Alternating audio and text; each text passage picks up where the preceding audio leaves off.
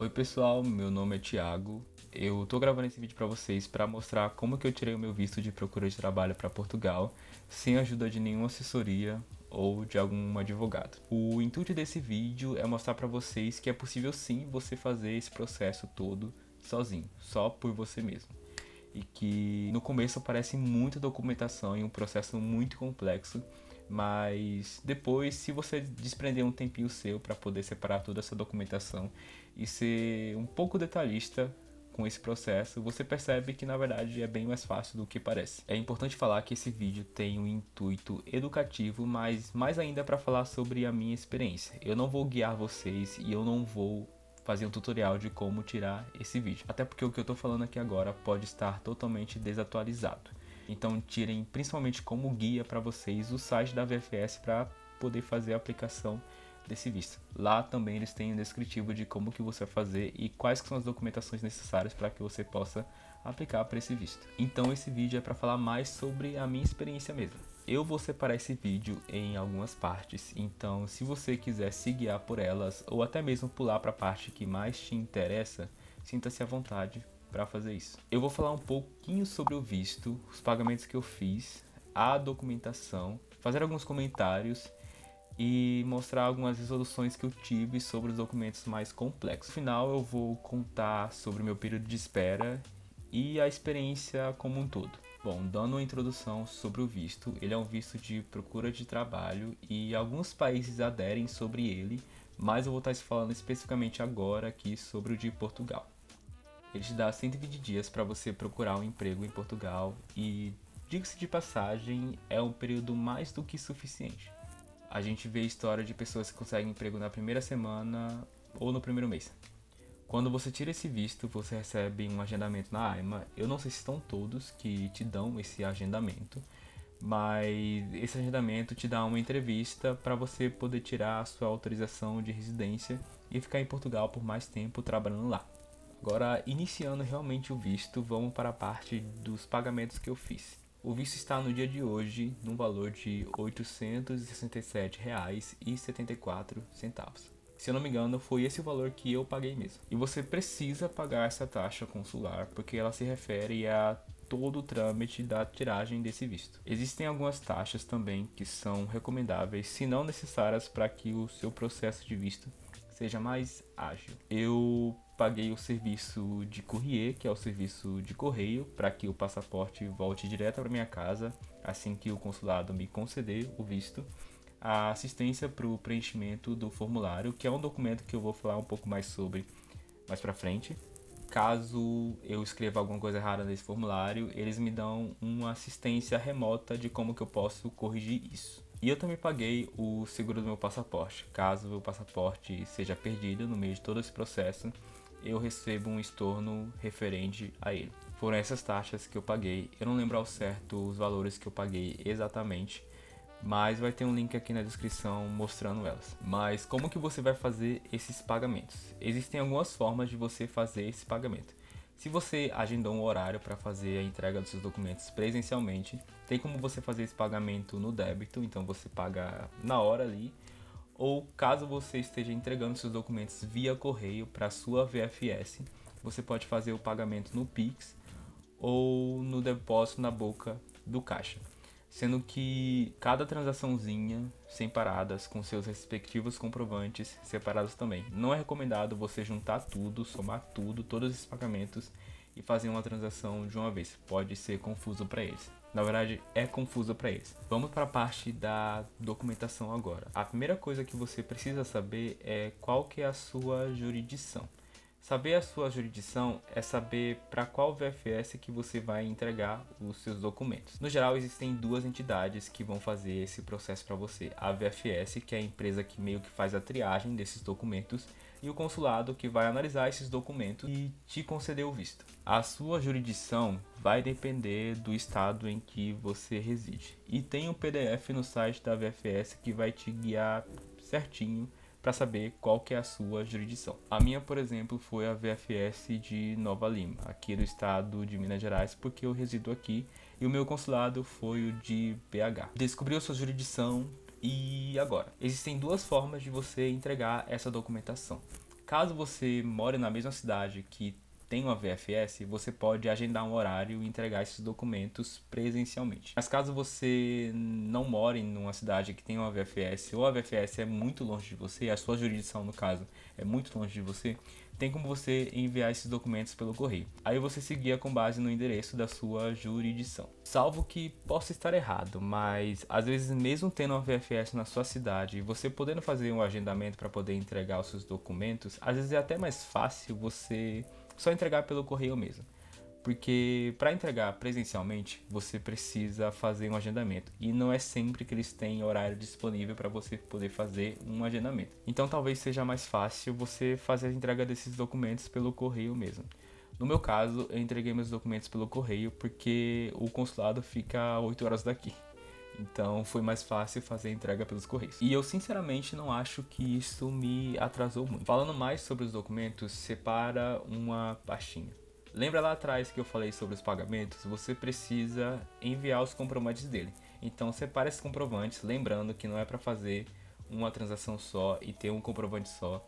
Cada transação referente a cada comprovante. Ou seja, tem a taxa do visto, faz uma transação, tem as taxas adicionais, faz uma transação para cada uma e separa os comprovantes delas. O segundo documento são 2 vias do checklist. Esse checklist tem lá no site e ele tem relação com a aplicação do seu visto. Preenche ele a caneta preta e nele você vai sinalizar os seus dados e quais que são os documentos que estão presentes na pastinha que você está enviando. E por que 2 vias do checklist? Eu não faço ideia, mas é o que eles pedem. O terceiro documento é o formulário para o pedido de visto. Ele também está presente lá no site da VFS e ele é um pouquinho chatinho sim de escrever, mas nada complexo. Ainda mais agora que a VFS também deixou disponível lá um PDF com cada quadradinho legendado sobre o que você deve pôr. Além do que, existem vários vídeos no YouTube também ensinando a como preencher esse formulário. Então não tem desculpinha, tá? É bem fácil. O que eu posso te dizer é que há 2 formas de preencher esse formulário. Você pode preencher à mão, com caneta preta também, mas você também pode preencher no computador, que foi a forma que eu fiz. Eu preferi dessa forma porque assim eu consegui colocar cada coisinha no seu quadrado e consegui ter mais atenção sobre não rasurar o documento ou escrever coisas fora do quadrado, exceder o meu espaço. Então para mim foi mais fácil dessa forma, mas vai de você. O quarto documento são 2 fotos 3x4. Uma vai colada no formulário. Eu enviei 4 para ter certeza de que eles não iriam perder. Mas a foto não tem muito segredo. É como se você fosse tirar uma foto para RG ou CNH mesmo. Sem adorno, ou seja, sem brinco, sem maquiagem, você lá de cara pálida mesmo. O quinto documento é o seu passaporte, o original mesmo, obviamente. E ele precisa ter uma validade superior a 3 meses à duração da sua estada.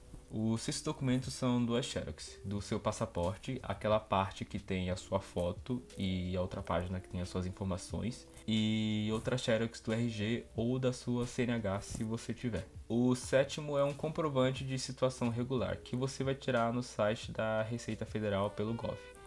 Ele é bem facinho de tirar e sai na hora. O oitavo documento é um seguro viagem ou o PB4. Eu enviei o PB4 porque ele é de graça, não tem custo nenhum. E ele não sai na hora, você tira ele pelo Gov, porém para mim saiu no dia seguinte, chegou no meu e-mail. E o PB4, para quem não sabe, ele funciona como se fosse um seguro que permita que a gente possa usar a saúde pública de Portugal se necessário. É um acordo que o Brasil tem com Portugal. O nono documento é o certificado de antecedentes criminais. Ele também sai na hora e você tira ele pelo site do Gov, mas você precisa fazer o apostilamento de AIA dele em algum cartório. Eu fiz num cartório que saía o apostilamento de AIA na hora, ele me custou em torno de R$ 160.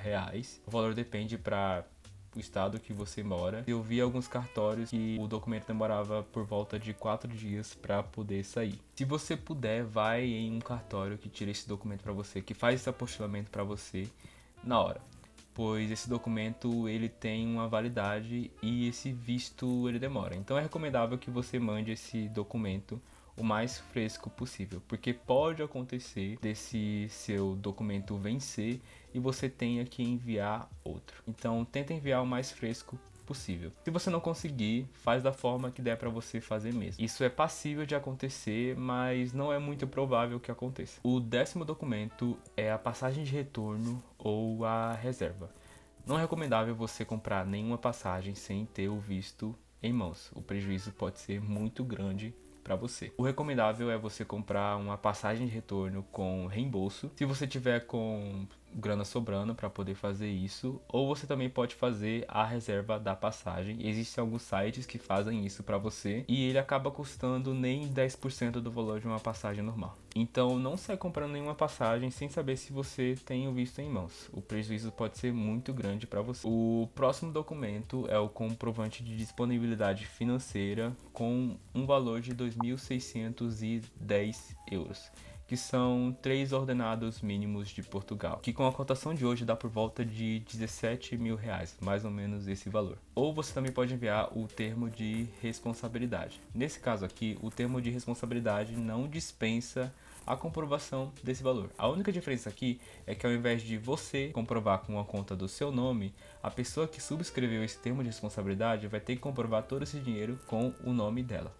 Esse comprovante eu envio em euro ou em real. Se for você, envia em real, num banco grande, num banco conhecido. No meu caso foi o Banco Bradesco. Se for a pessoa que subscreveu esse termo, manda em euro, aí faz mais sentido para ela, no caso, num banco português. Nada de Wise ou qualquer outro banco que seja mais desconhecido. Não é muito recomendado você fazer isso. E se for enviar em real também, envia com um valor a mais se você puder, para poder compensar a oscilação que tem o euro, né, em relação ao real. Caso você envie o termo de responsabilidade, você vai enviar esse comprovante e você também precisa enviar os documentos dessa pessoa, ou seja, a autorização de residência ou o passaporte português dela.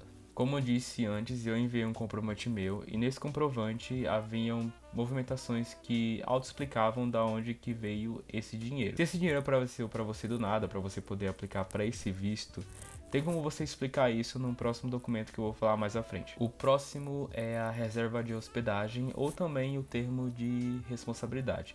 Fica a seu critério se você quer reservar um hotel, um hostel, um Airbnb, até alugar uma casa mesmo e conseguir um contrato de aluguel. O importante é que essa reserva cubra os 4 meses que você vai permanecer em Portugal. O termo de responsabilidade também cobre a estadia, mas a pessoa também vai ter que mandar os documentos dela referente à casa que a pessoa está morando.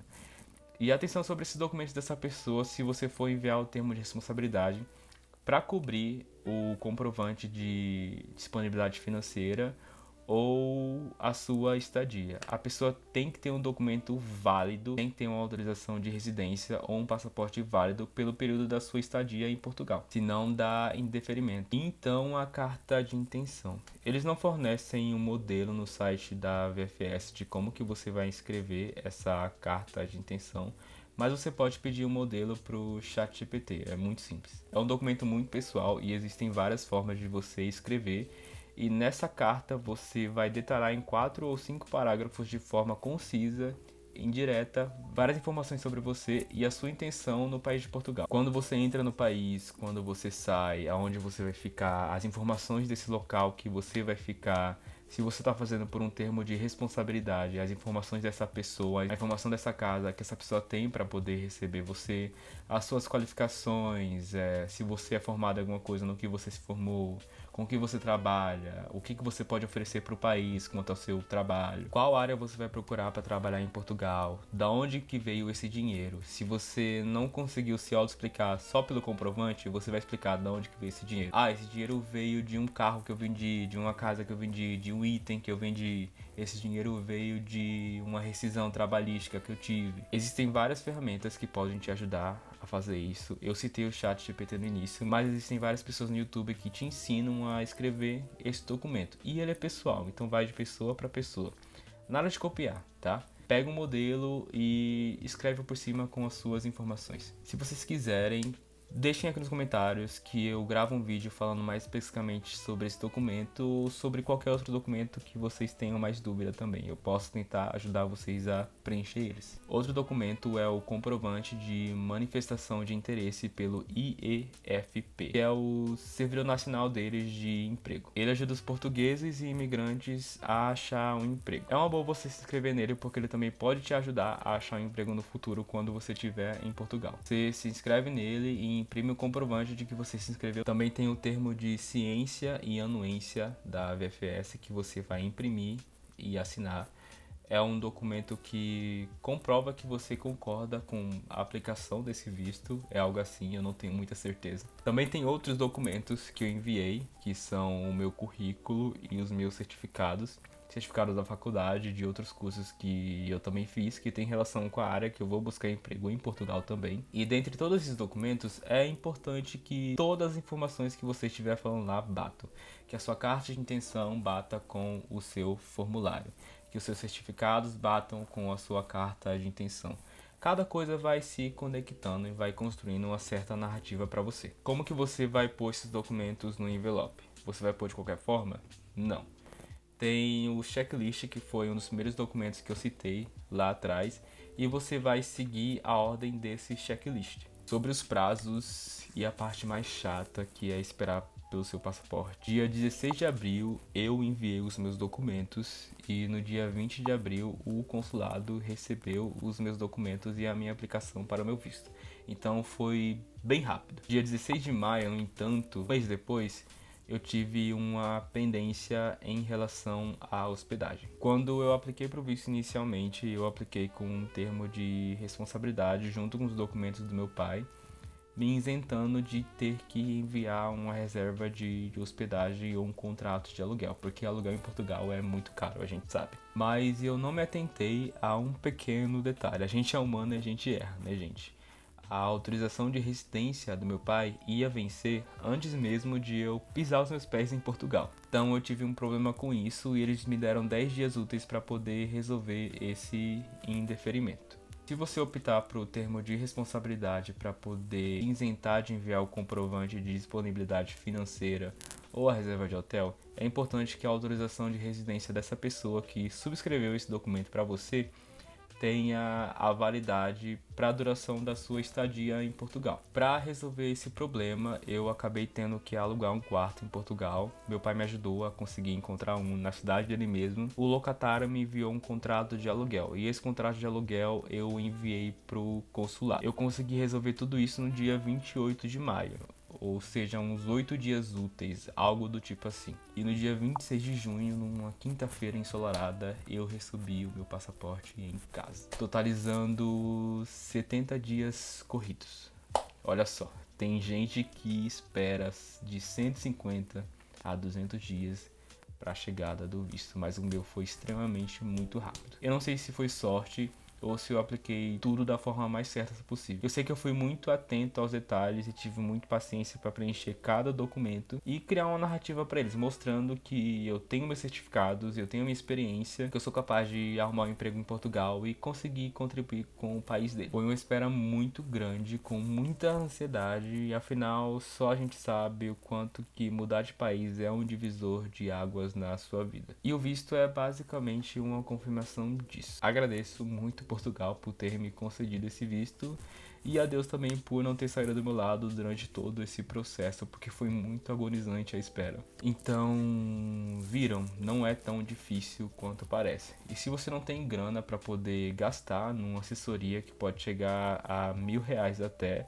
vai por esse caminho mesmo. Tenta fazer tudo isso sozinho, que eu tenho certeza que você vai conseguir. Se eu conseguir, vocês também conseguem. Bom, se você curtiu o vídeo e ele te ajudou, deixa um like aí embaixo, não custa nada pra você, é totalmente de graça. Se inscreve no meu canal, esse é meu primeiro vídeo, mas eu pretendo postar muito mais ainda. E se você ficou com alguma dúvida quanto ao meu processo e a minha experiência, pode deixar aí nos comentários que eu respondo vocês o mais rápido possível. Então, boa sorte com o seu procedimento e espero que dê tudo certo com o seu visto.